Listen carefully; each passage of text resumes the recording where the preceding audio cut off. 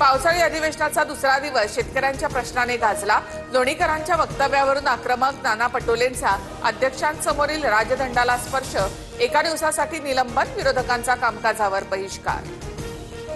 रोज निलंबित केला तरी चालेल, पण शेतकऱ्यांचा अपमान सहन करणार नाही।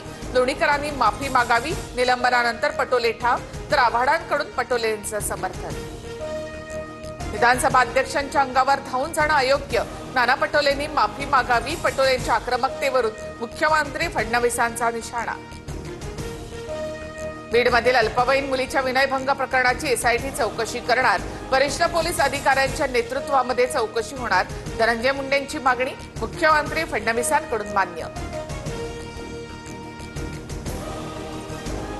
धनंजय मुंडे यांना राजीनामा द्यावा लागला, याचं दुःख। बीड विनयभंग प्रकरणात लवकरच दूध का दूध पाणी का पाणी होईल, आरोपानंतर संदीप क्षीरसागर यांचा पलटवार।